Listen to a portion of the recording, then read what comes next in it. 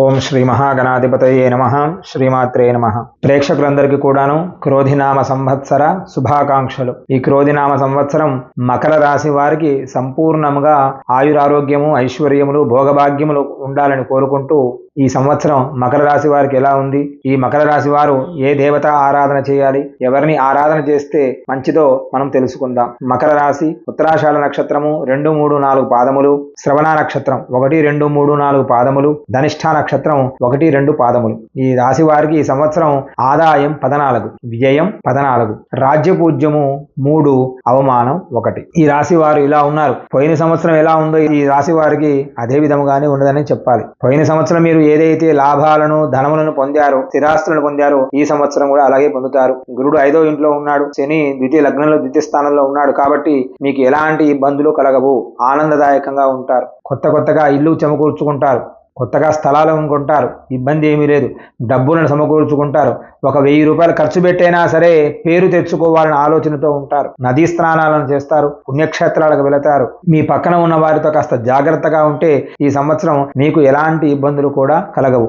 ఈ సంవత్సరం ఈ రాశి వారికి మీరు ఎంత సంపాదిస్తారో అంతే ఖర్చు పెట్టగలుగుతున్నారు ఈ సంవత్సరం. కాబట్టి ధన వ్యయాలు పక్కన పెట్టేస్తే కాకపోతే ఆనందంగా ఉంటారు ఈ సంవత్సరం. ఎలాంటి ఇబ్బంది అవసరం లేదు. మీరు చేసే ఆ పరమేశ్వర అనుగ్రహం లేదా మీ ఇంటిలో చేసే దేవత ఆరాధన వలన మీరు ఇంకా ఉన్నత స్థితి చేకూరుతారు. లేదండి మీ దేవాలయం వెళ్ళడం లేదండి అంటారా, కనీసం ప్రతి సోమవారం అయినా సరే శివాలయానికి వెళ్ళండి. శివ దేవత ఆరాధన చేస్తే ఈ సంవత్సరం మీకు ఆనందదాయకంగా ఉంటారు. మీకు ఎందుకంటే బంధువుల్లో గాని, స్నేహితుల్లో గాని మంచి పేరు ఉంది. ఆ పేరును ఇంకా సార్థకత చేసుకోండి. ఫలాని వాడి పేరు చెబితే వాడు మంచివాడు అనే పేరు ఉంది. కాబట్టి ఆ పేరును నిలబెట్టుకోవడానికి మీరు ఖచ్చితమైన ప్రయత్నం చేయండి. తద్వారా మీ పేరును గొప్ప 10 మంది 1000 మంది అయినా సరే మీ పేరు చెప్పుకునే విధంగా ఉంటారు.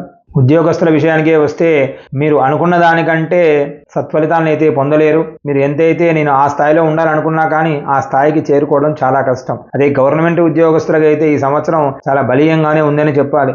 జైలుకు వెళతారు, జైల్లో ఇబ్బంది పడతారు. ఐఏఎస్లు, ఐపీఎస్లు వాళ్ళందరూ కూడాను ఈ సంవత్సరం కాస్త గడ్డు కాలం అనే చెప్పాలి. వీరందరికీ కూడాను వీరు న్యాయస్థానంలో సంబంధించిన కానీ లేక జైలుకు సంబంధించిన విషయాల్లో కానీ చాలా రోధ మాత్రం పడతారు వీరంతా కూడాను. నిరుద్యోగులకైతే ఉద్యోగాలు సంపూర్ణంగా వస్తాయి అనుకుంటారే కానీ మీరు అనుకున్న దానికంటే చాలా తక్కువ స్థాయిలో ఉద్యోగాలు వస్తాయి. ఉన్న దానిలో సంతృప్తి పరుచుకోండి. ఎక్కువ దానికోసం ప్రయత్నం చేయకండి. ఈ సంవత్సరము ఉద్యోగాల విషయంలో కాస్త జాగ్రత్తగా ఉంటే ఈ సంవత్సరం గడిపితే చాలు అన్నట్టుగా ఉండాలి. ఎందుకంటే ఉద్యోగస్తులకు అంత బాగా లేదనే చెప్పాలి.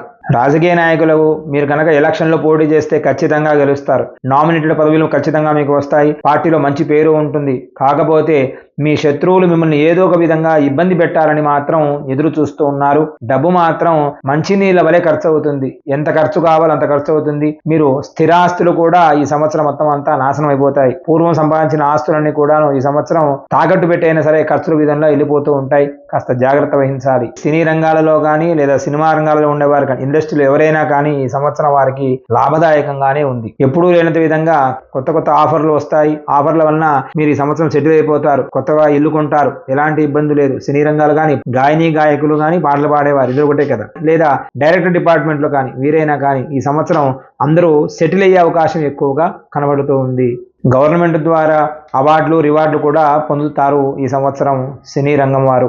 వ్యాపారస్తులకు శని ప్రభావం చేత ఈ సంవత్సరం వ్యాపారాలు బాగున్నాయని చెప్పాలి. రియల్ ఎస్టేట్ రంగం వారే కానీ లేదా ఇండస్ట్రీకి సంబంధించిన వారే కానీ, కంపెనీలకు సంబంధించిన వారే కానీ, బంగారము, వెండి అలాంటి వారే కానీ, బంగారం, వెండి వారైతే ఆగస్టు దాకా కాస్త ఇబ్బంది పడతారు. తర్వాత పుంజుకొని ధనాన్ని ఎక్కువగా సంపాదిస్తారు. కంపెనీల్లో పనిచేసేవారు, కంపెనీలు పెట్టి ఉన్నవారు కానీ లేదా ఇండస్ట్రీలు కందిపప్పు, మినపప్పు, శనగపప్పు ఇలా స్టోర్స్ చేస్తారు కదా, అలాంటి వారు కానీ చాలా అధికంగా డబ్బులను సంపాదిస్తారు. ఎన్నడూ లేనంత విధంగా రెట్టింపు డబ్బు వస్తుంది వీరికి ఈ సంవత్సరం. రియల్ ఎస్టేట్ రంగం వారికి కూడా ఈ సంవత్సరం ఆనందదాయకంగా ఉంటుంది. పోయిన సంవత్సరం కంటే రియల్ ఎస్టేట్ రంగం వారు ఈ సంవత్సరం అధికంగా ధనమును సంపాదించవచ్చు. ఈ సంవత్సరం మీరు సెటిల్ అవ్వడానికి ఎక్కువగా అవకాశాలు కనబడుతూ ఉన్నాయి.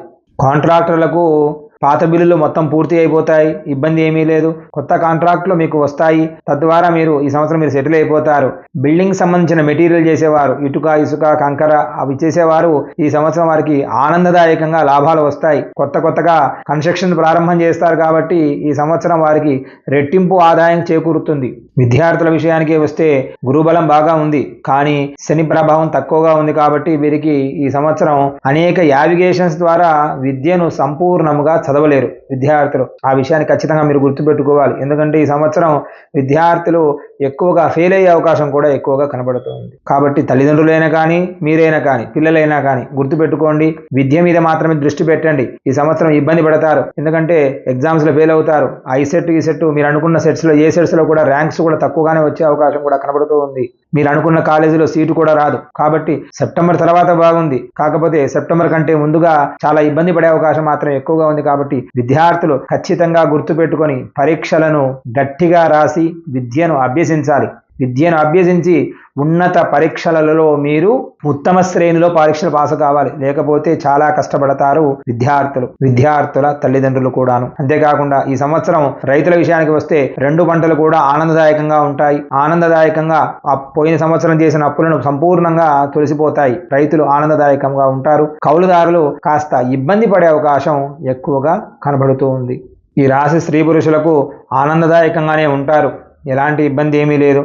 కాస్త భార్యాభర్తలు అన్యోన్యంగా ఉండండి. కాస్త చిన్న చికాకులు ఆటంకాలు వచ్చినా సరే సర్ది చెప్పుకొని ఇద్దరు కూడా ఆనందదాయకంగా ఉంటే ఎలాంటి ఇబ్బందులు లేవు. వివాహం కాని స్త్రీలకు పురుషులకు ఈ సంవత్సరం డిసెంబర్ తర్వాత వివాహం అయ్యే అవకాశం ఎక్కువగా కనబడుతూ ఉంది. ప్రతిరోజు కూడాను గణపతి ప్రార్థన, గణపతికి నమస్కారం చేయండి. లేదా కుదరలేదండి అంటారా, బుధవారం అయినా సరే గణపతి దేవాలయానికి వెళ్ళి గణపతి స్వామి వారికి గరికెమాల వేసి స్వామిని అర్చించండి. మీ జీవితంలో ఈ సంవత్సరం ఉన్న ఆటంకాలన్నీ కూడా సంపూర్ణంగా తొలగిపోతాయి. ఆడవారు లలితా సహస్రనామ పారాయణం చేయండి లేదా వినండి, తద్వారా మీకు ఎలాంటి ఆటంకములు కష్టములు అవన్నీ కూడా దూరం అయిపోతాయి. సంపూర్ణ ఆ లలితాంబిక అమ్మవారి అనుగ్రహం అందరూ కూడా పొందగలుగుతారు. ఈ రాశి వారు ఆ లలితాంబిక అమ్మవారి అనుగ్రహం సంపూర్ణముగా పొంది అష్టైశ్వర్యములు భోగభాగ్యాలు సంపూర్ణంగా మీకు పొందాలని కోరుకుంటూ మీ శ్రీకాంత్ శర్మ. మంగళ మహత్. స్వస్తి.